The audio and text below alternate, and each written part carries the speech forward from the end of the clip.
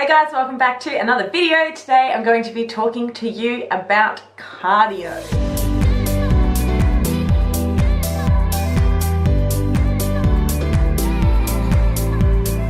In today's video, I'm going to be chatting about cardio. Now I know I've done videos on this before, but I feel like it's been a very long time since then. So the biggest questions people always ask is, how much cardio should I be doing? Should I be doing high intensity or low intensity cardio? Should I be doing cardio at all? Is probably another really big question that gets asked. Now, over the course of the last 10 years, working with clients, testing things on myself, on other people, and then also obviously from the research and science, do you need to do cardio for fat loss? The answer to that is no. But at the same time, I would say that the majority of my clients who have, I guess, more short-term fat loss goals, definitely with long-term ones as well, but we probably don't need to use it or as much of it, is that yes, you will more than likely have to do some form of cardio. Now, I think the big thing here is, first up, let's define what cardiovascular activity is. So cardio is obviously anything that raises your heart rate above your kind of normal resting rate. But what I will tend to do with clients is often it will be a case of us not using cardio, but often looking at their NEAT. So they're basically their output of energy on the daily will affect how much cardio I'm dosing for that client. So why is it that we would use cardio? What are the types of cardio? So we would obviously utilize cardio in a fat loss phase, obviously not in a building phase, any of that, because it would be counterintuitive to what we're trying to actually achieve. But we would be using cardiovascular activity to basically just expel extra energy, so extra calories. So let's say, for example, you go and walk on a treadmill for half an hour, you might burn 150, 200 calories. Now again, that's going to come down to the person, at what rate they're going at the treadmill, their intensity level, their heart rate. All of these variables are going to affect what they actually utilize energy-wise. So two different people doing cardio for an hour at a low intensity, let's say we try to keep their heart rates at the same, they will probably get a very different caloric output, because one person's resting heart rate might be 60 and another person's resting heart rate might be 80. So the person that's getting their heart rate up higher is obviously going to burn and utilize more energy, generally speaking, because they are working at a higher rate comparative to what their resting is. But at the same time, not always the case, because if they are generally a fit person, you will find they will actually be able to utilize less energy at a higher intensity level. So it's not always as simple as that, and this is where cardio gets a little more complicated, but for the course of this video, I'm going to keep it pretty straightforward today. Some of the top tips for if you are going to do cardio, how much, all of that. So first things first, number one, if you are trying to lose weight and you're wondering how much cardio you should be doing, first up, make sure you're resistance training. And I will say that first and foremost. I guess me as a coach would just assume that's happening, but when I have spoken to people before and they've had consultations and I'm like, okay, let's run through your training, what you're doing right now. And they're like, well, I do cardio 3 days a week and I go to the gym once a week. So the first thing first would be to change that ratio up. So if we can get them in the gym maybe 3 times a week with resistance and maybe doing 1 cardio session a week, that in itself will help burn more calories, will help utilize more energy, more efficient energy use. So we're going to have the after effects of weight training, whereas with cardiovascular activity, you're only really burning energy in the moment. And not only that, but when you build more lean mass and you do more resistance training, then your metabolism is going to have a positive response to that as well.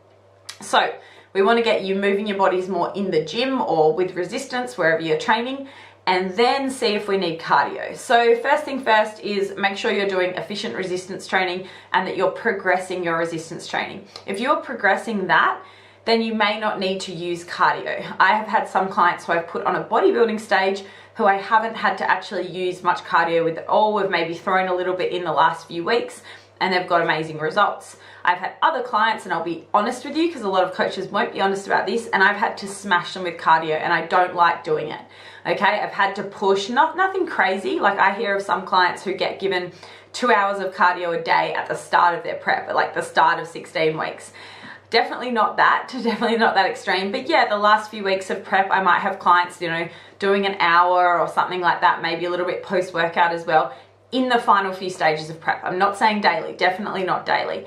I haven't had anyone I've had to do that with, for more than sort of 4 or 5 weeks out. But generally speaking, cardio is a tool that is used to speed up fat loss, and that is how it needs to be seen. So that is why, generally speaking, the last few weeks of prep, I might be throwing it in a bit more aggressively, or the opposite.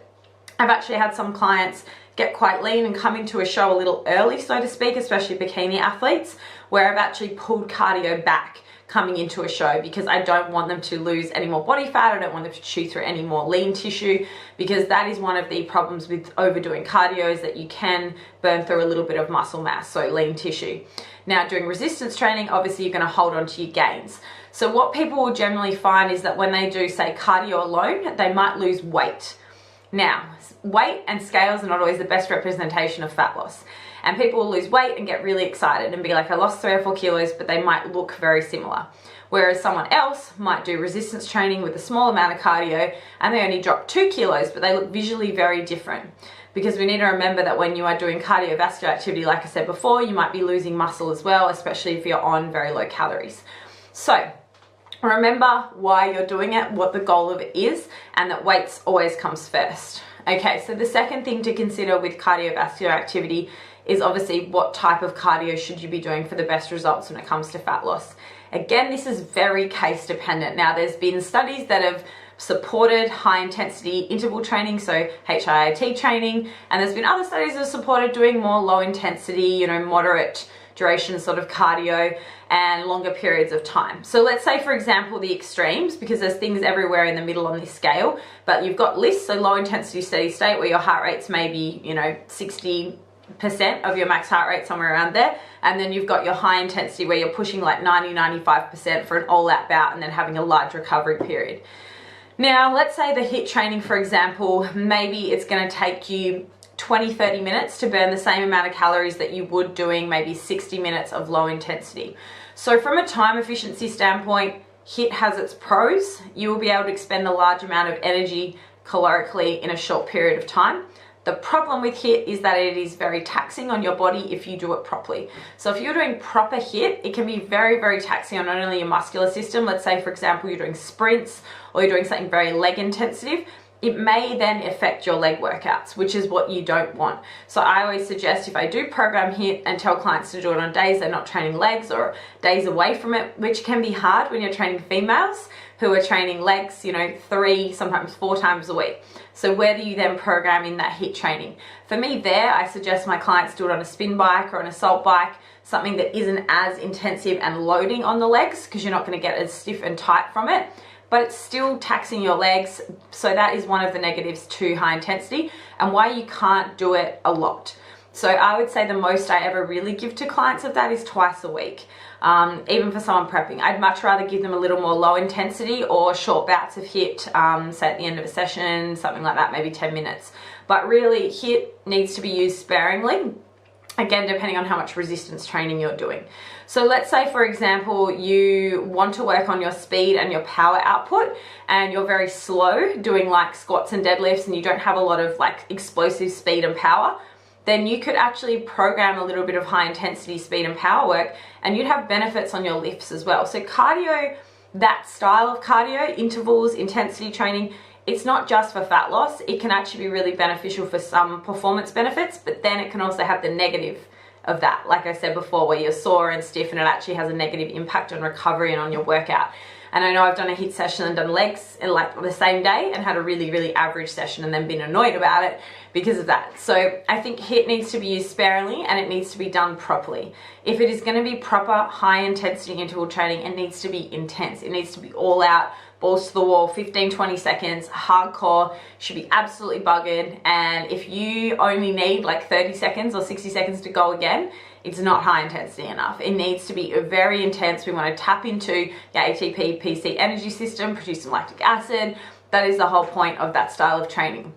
So if you're like, yeah, it only takes me 30 seconds to recover, that's not a good thing. It means you need to go harder. So when I do high intensity, I will give myself anywhere between 2 and 3 minutes to recover from one bout. So I did it last night. Took me about 40 minutes to get through 10 rounds, and that was with a bit of a steady warm up and things like that as well. So it takes a while, but that's having big recovery so that I can go all out. Having more recovery is not a bad thing when it comes to interval training. You want to be able to go at a high intensity, so you need to have that recovery. And I think that's something I learned about from coming from an athletic background, that recovery isn't a bad thing, that you need recovery.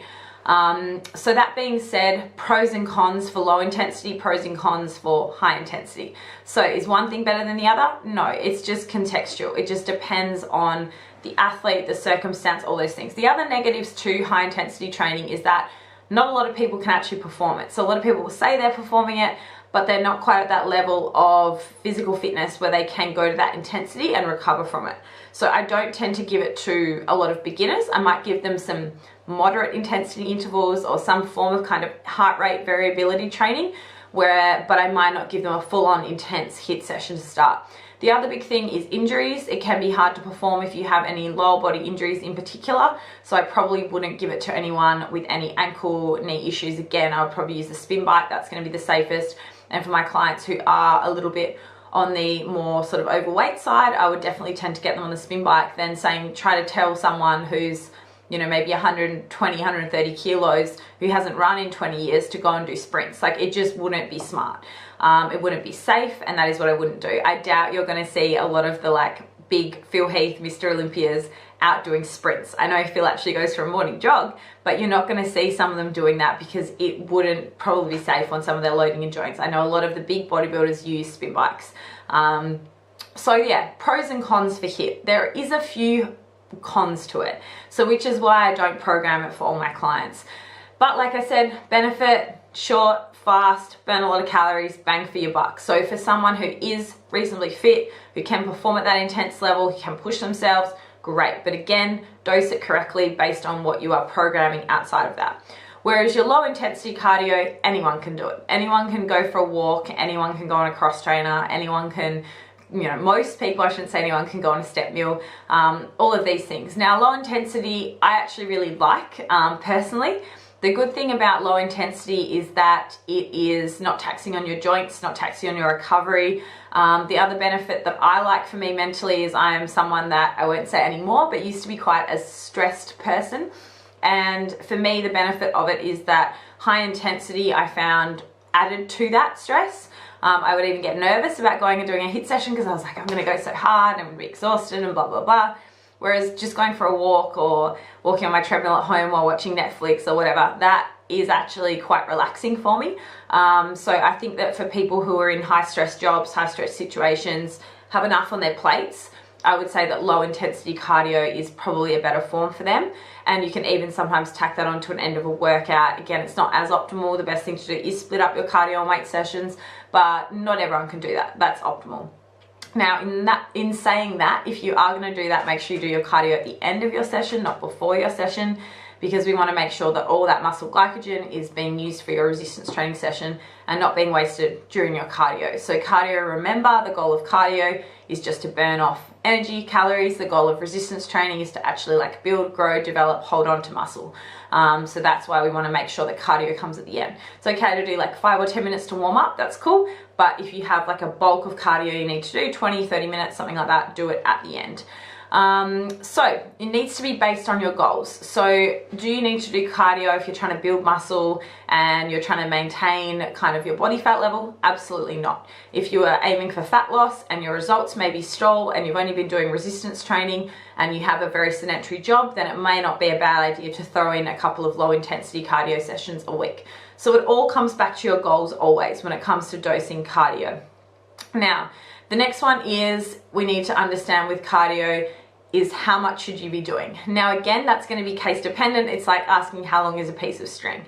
So how much should you be doing? Again, it depends back on the goals, but I would start with the effective minimum dose. Now I love using that term, but it makes absolute sense.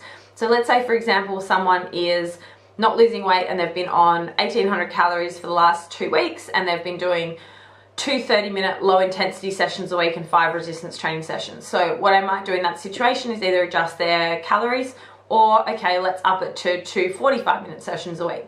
So we're just adding an extra 30 minutes per week of low intensity cardio. So that is a good option to do there. It's all about the effective minimum dose. So then let's say, for example, they drop half a kilo that week. Would we then need to add more cardio? Absolutely not. We got a result. That's what we want, unless we needed more, obviously, but we don't want to be too aggressive with that phase. And then you can adjust from there. Now with cardio, when you have finished a dieting or fat loss phase, much like reverse dieting, reverse out your cardio. So rather than just completely stopping when you get to your goal, you will put on weight very quickly, is slowly taper your cardio back. So what I tend to do with my clients when they finish a show or someone finishing a dieting phase or having a diet break, is first thing first, I tend to take out some of the high intensity work, let their body recover more, let them grow, and keep a bit of that low intensity cardio in. Now again, length of time needs to come down to the person, their schedule, all of those things. For some of my clients, I'll write them out a specific schedule, like on Monday you're going to do this, Tuesday on this, and other clients who have sporadic schedules, like mums and people like that, I will say, look, I need you to do 100 minutes of cardio per week of low intensity, and they might break that into a 30, 30 and 40 minute session. They might just do it as a 60 minute and a 40 minute session, whatever they want to do. It might be 20 minute sessions throughout the week, but I will let them choose. And that's another way of dosing cardio and an easy way of quantifying how much you've done one week compared to the next week, because you can just add 10 minutes to that total. Now, another way to understand, why you might be plateauing and how much cardio you need to do is look at your steps per day. So if you have a Fitbit or even your iPhone will track it if you keep your phone on you all day, is look at your step count. And what I'll tend to do with clients, again, is if they say, for example, have some days of the week where they're very sedentary, then we might have cardio on those days. If they have days where they're on their feet, running around, doing things, then they might not have cardio on that day, so that we can get a kind of average step count for the whole week. So these are just some of the things that you can do with cardio. So I don't want to make this video too long, but I guess to summarize, cardio is not essential for everyone. It's a tool in fat loss. Some people have to do more of it, some people have to do less of it, and that comes down to a few variables: where your metabolism is at, how fast you need to achieve your goal, how hard you are training in the gym. So let's say, for example, you're injured and your energy output's a little lower, you may need to do a little bit more cardio. So all of these different things, it doesn't mean that you're better or worse off than someone who is doing no cardio compared to you having to do a bit of cardio. Just might mean that also your lifestyle is a bit more sedentary, and that's just a part of it. Now, is there a best type of cardio? As I've summarized, no. There is pros and cons to high intensity and pros and cons to low intensity. Figure out what works best for you. Chat to your coach, chat to those around you. If you need any help with any of this, then obviously you can chat to me. But see it as a quantifiable tool of something that you can progress, something that you can manipulate in the process of fat loss. So guys, I hope this helped you with understanding cardio a little bit more for fat loss and your goals. If you enjoyed these videos, please subscribe, give it a like below, give it a comment so I know what you're enjoying, and I really hope that you are enjoying these new videos on my channel. Like I've said, I'll be uploading every single week, and I'm really going to try and push for 2 a week. If you want even more in-depth content, there is a podcast that myself and my partner Sean have called Bodies, Barbells and Bagels, where we have hour-long topics and discussions. So I'll leave a link below to that as well. It's now on iTunes, so you can just search for Bodies, Barbells and Bagels. And thank you so much for tuning in, and I'll chat to you all soon. See